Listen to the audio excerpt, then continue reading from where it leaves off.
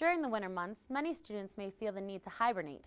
Cougar Cast and Amanda Janiga sat down with Sister Cindy March, head of the MU Counseling Center, who says that feeling could really be a bear.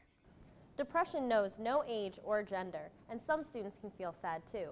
Sister Cindy March explains what some students can go through. So with the start of the new semester, a lot of students are just coming back, and with the winter months they may not feel, really great about themselves or really happy. Can you tell me a little bit as to why they might be feeling that way? Well, I think students can feel that way for a variety of reasons.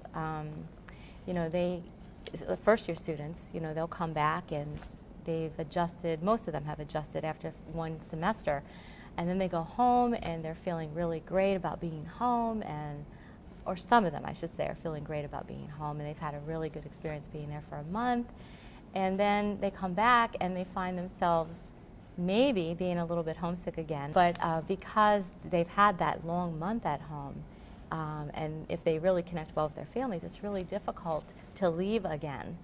But it usually only takes about maybe a couple of weeks until they feel like, okay, I'm back in the routine and I can do this. So I think some students experience that. And then I think there are students who are struggling this time of year just because of the nature of the winter, and all that brings for most of us. We mind the shortened days, but for some people, it's really, it's a matter of needing that light to really feel the energy that they need to really do their best work, And that need for light, a lot of times, that can lead to something like SAD. Mm-hmm. Can you tell me a little bit about what SAD mm-hmm. actually is? Mm-hmm.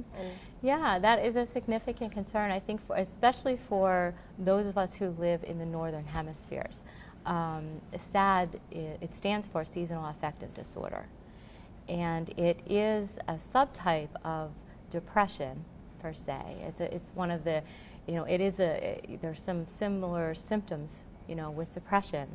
But when we're looking at the criteria for depression, we might specify, but this is a seasonal affective type, which means that this person or whoever is experiencing the symptoms, they're experiencing them on a cyclical basis, during the season.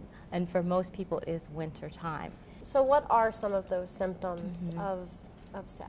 Yeah, some of the symptoms, like I said, are very common to, are in common with depression. So we're talking about things like a lack of energy and lack of motivation, withdrawing socially, not feeling like they want to go out as much as they did before with friends and connect. They just kind of like a bear, hibernates in the winter. People who are experiencing the symptoms of SAD just want to hole up.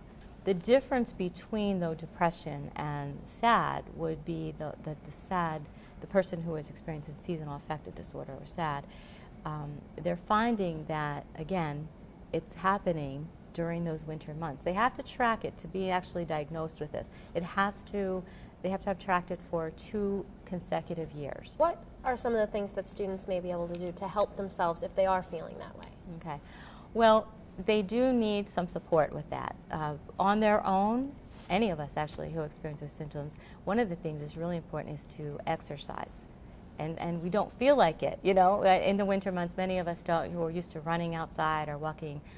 It's cold out there and it's snow, so if we're not a winter snow lover, it's hard to get out anyway. But for people with SAD, again, they're struggling with motivation and energy, and so it's really hard for them to do it, but they have to fight against that inclination to stay in and really work those endorphins. Getting exposure to light, actual light outside, even if the sun's not out, it's really helpful to go out at least 15 to 30 minutes, be outside on a cloudy day even. That's very helpful because it's affecting, the light affects our circadian rhythms, and that's why, which is our internal body clock, mm-hmm. So that's why SAD sufferers, they are missing that light to regulate that internal body clock. But beyond that, that's a personal thing to do, is if they find that those symptoms of SAD are really getting in the way, then they can come see us actually in the counseling center for sure. We'll help them. If any student is experiencing any of the symptoms, contact the MU Counseling Center. Students can reach the Counseling Center at extension 6408 or email Sister Cindy March at srcindy@misericordia.edu. Just ahead, we'll take a look at the women's basketball team and the high-flying cheerleaders that perform at the games. We'll be right back. So, April, Yeah? your charger's still using energy. That's not my charger. I don't even have a cell phone.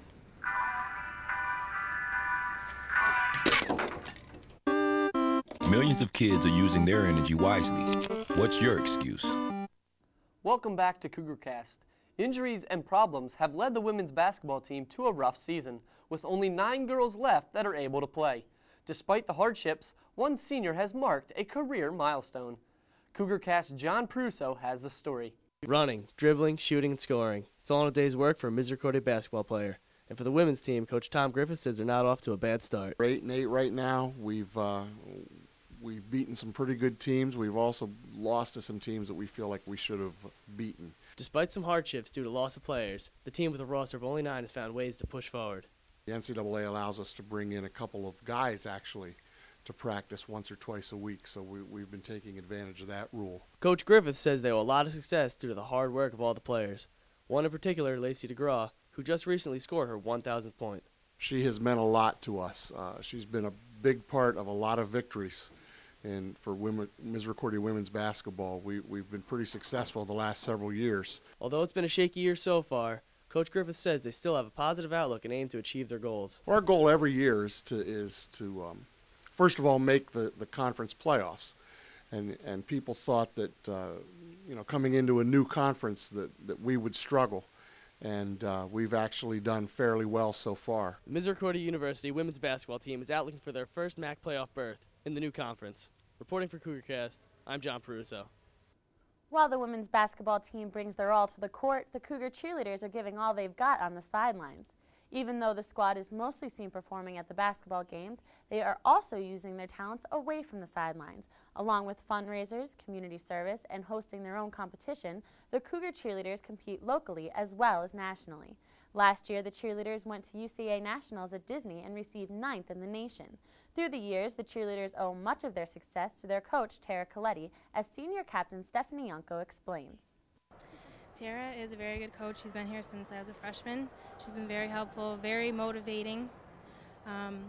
The strongest part of the team as far as keeping us together and getting everything organized. She does it all. I don't know how she does it. This year, the cheerleaders hope to bring their best to Maui Madness in March. You can catch them at the basketball games throughout the season. Up next, we'll take a look at some of the upcoming events on campus. Stay tuned. We can all be more energy efficient. Use energy-saving light bulbs and Energy Smart Power Strips. Learn what you can do at energy.gov/tink. Over the next few weeks, students can take part in events and activities here on campus. Here's a list of some of them. Comedy Night continues on Wednesday, February 11th in the Cougars Den at 9 p.m. The musical stylings of Leah Klages, singer and songwriter, hits the Cougars Den Friday, February 13th at 9 p.m. On Valentine's Day, Student Activities is sponsoring a movie night. I hope they show The Notebook. I love that movie. It starts at 1 p.m. in Student Activities. On Wednesday, February 18th, the Cougars Den will be hosting live music from Casey Frazier starting at 9 p.m. Delivering the laughs on Thursday, February 19th, comedian Andy Hendrickson will share his routine with the Cougars Den at 9 p.m.